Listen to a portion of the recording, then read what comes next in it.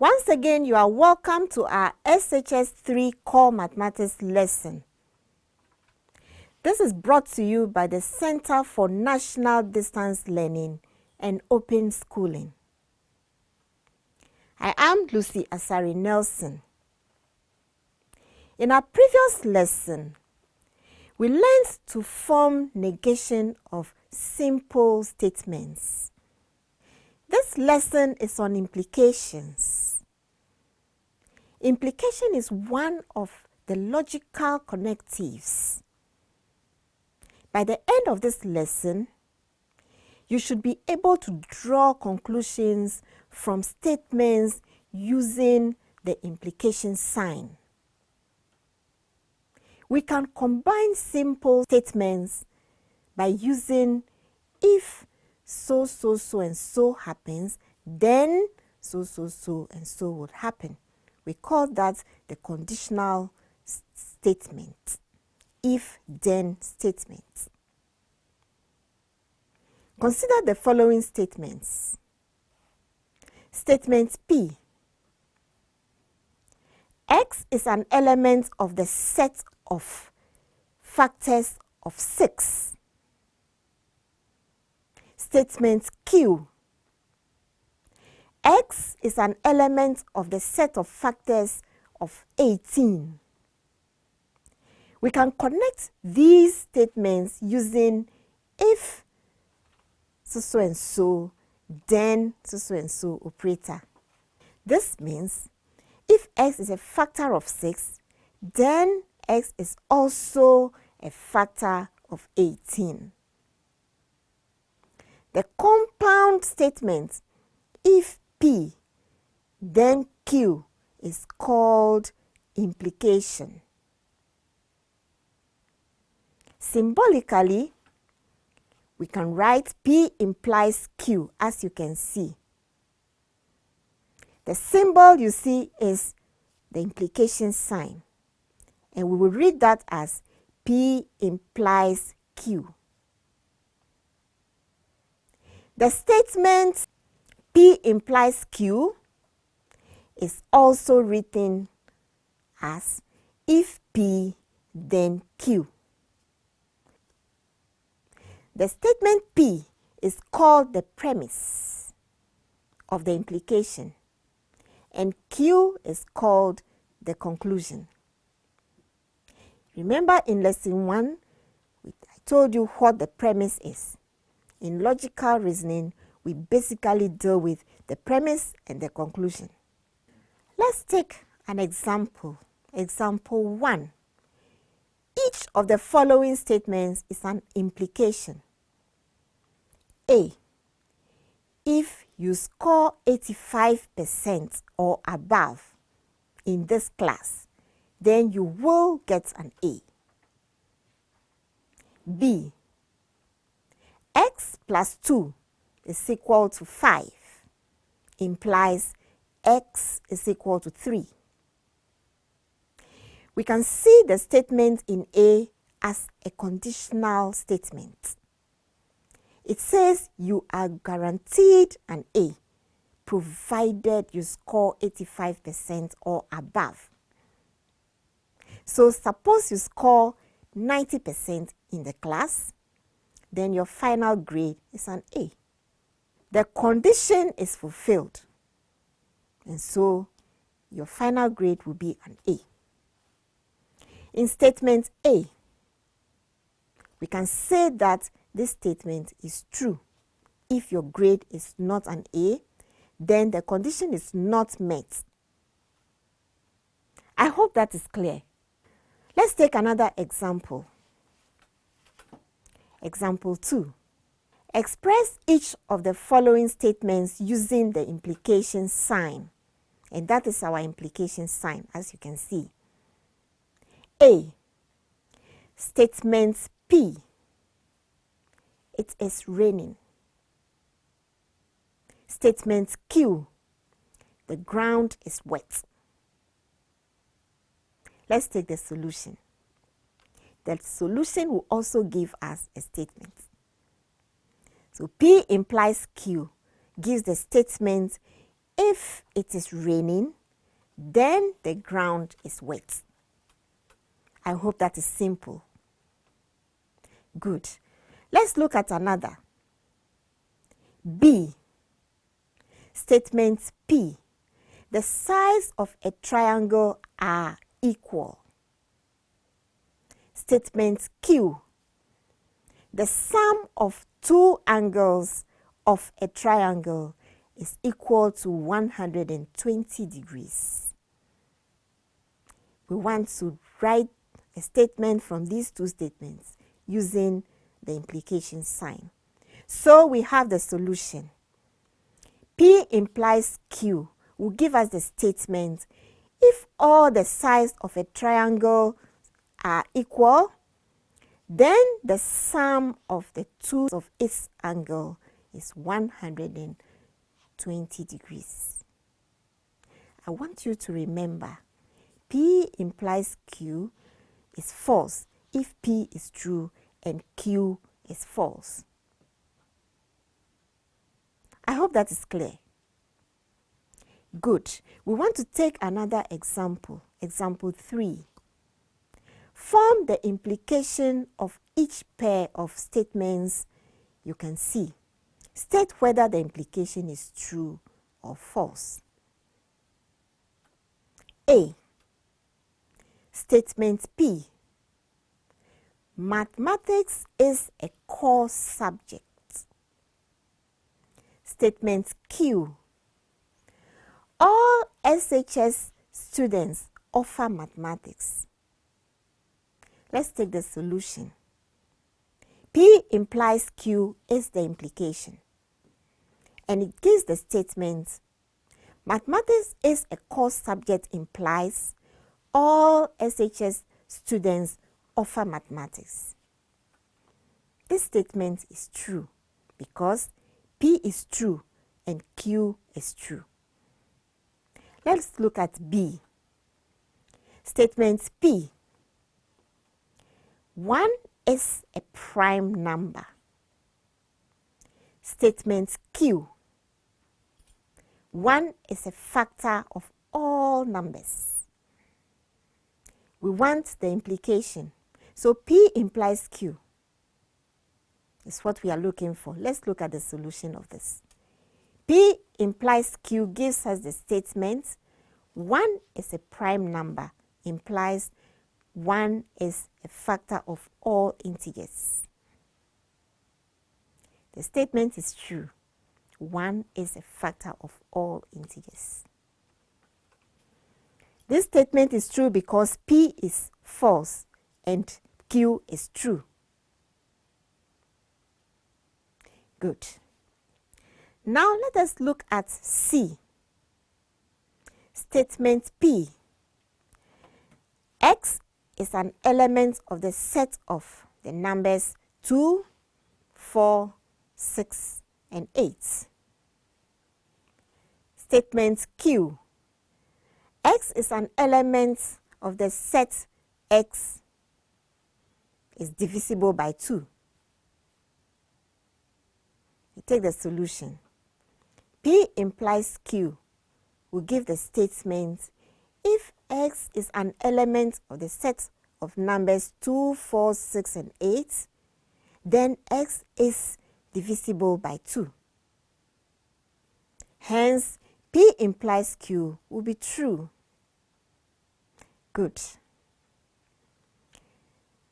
Let us take D. The statement P. X is a Ghanaian. Statement Q. X speaks a Ghanaian language. Let's take the solution. We want to connect P and Q using the implication sign. P implies Q gives us the statement: if X is a Ghanaian, then X speaks a Ghanaian language. I hope that is simple. Now, since not all Ghanaians speak Ghanaian language, this statement is false. So the implication P implies Q is false. Again, When we look at E, statement P says x squared is equal to 25. And we have statement Q, which is x is equal to 5. We want to connect them with the implication sign. P implies Q will become x squared is equal to 25 implies x is equal to 5. This statement is false because when we take the square of x squared is equal to 25, we will have x is equal to 5 or negative 5, not strictly 5 as in the premise. That is, P is true, but Q is false. And so the implication is false. Well, I hope you can now combine or connect simple statements using the implication sign. I want us to look at another thing. We want to look at the converse of implication. The converse of a compound statement is the reverse of the statement. The converse of an implication A implies B is the implication B implies A. This means that if we swap the order of the statements in an implication, we get the converse. Let's take an example. X plus 1 is equal to 4 implies x is equal to 3.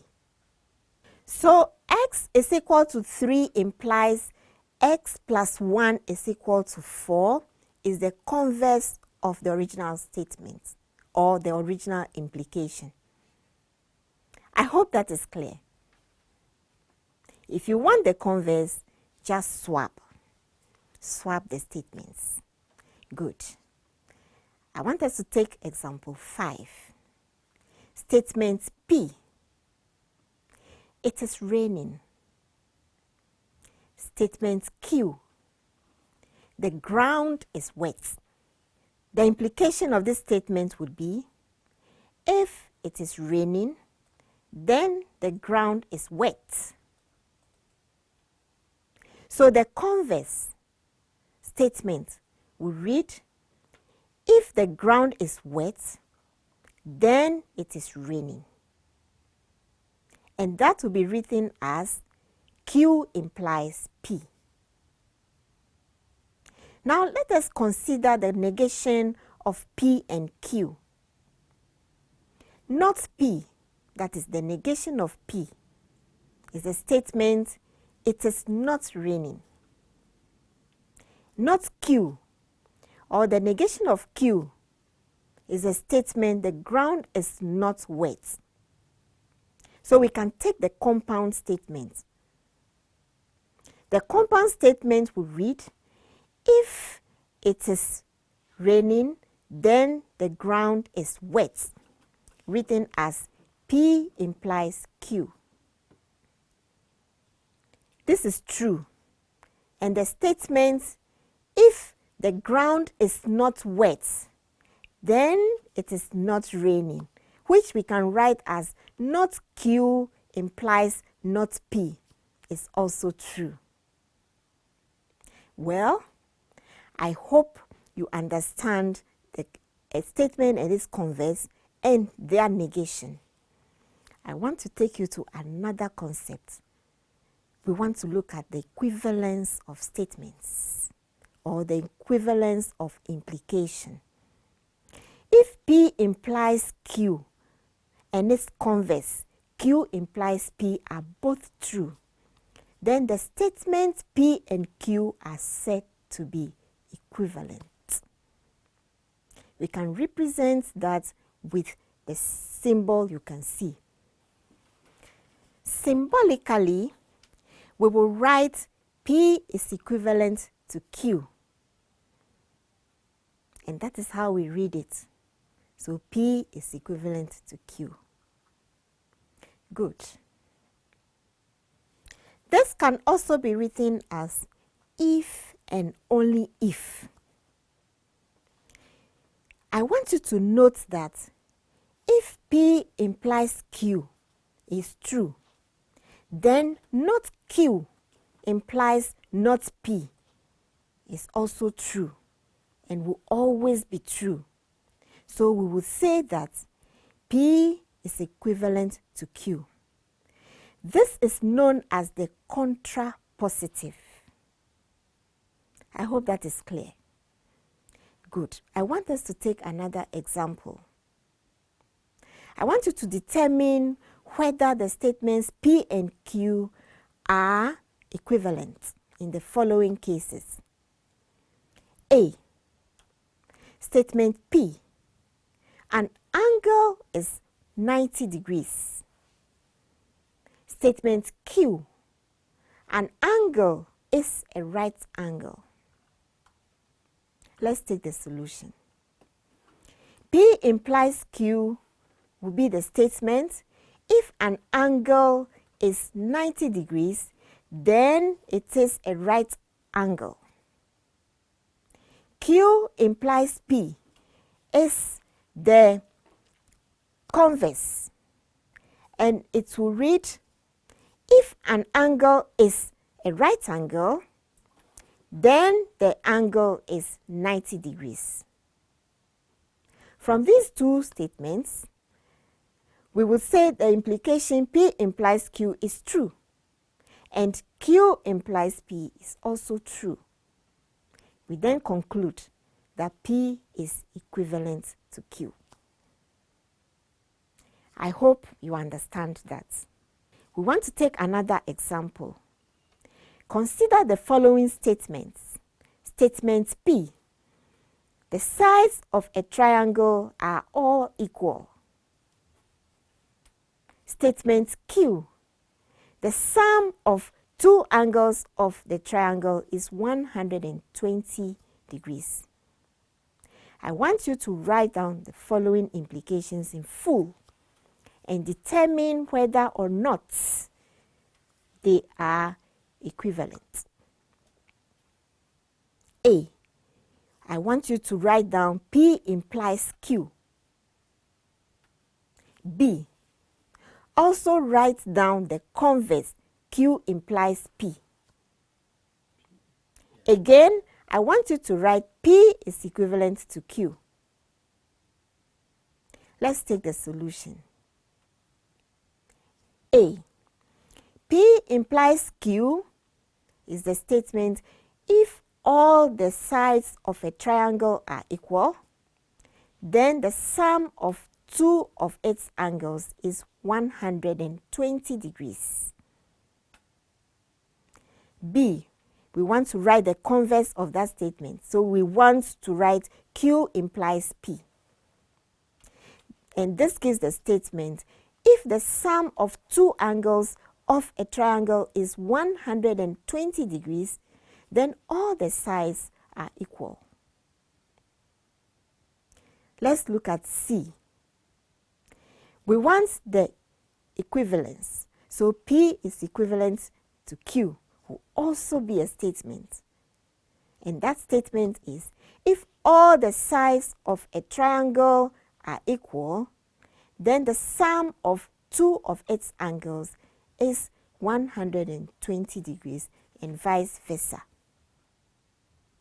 Since P implies Q and Q implies P are both true, it follows that the equivalence P is equivalent to Q is also true.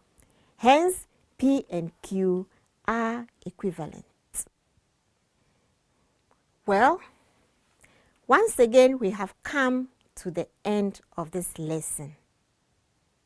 In this lesson, we learned that we can combine simple statements by using if-then to form compound statements. If P implies Q and its converse, Q implies P, are both true, then the statements P and Q are said to be equivalent. And symbolically, we can write P is equivalent to Q. The converse of a compound statement is the reverse of the statement. The converse of an implication A implies B is the implication B implies A. Well, we have to end it here. In our next lesson, we would discuss the topic validity of arguments, also under logical reasoning. I hope you'll keep practicing until we meet again. Goodbye.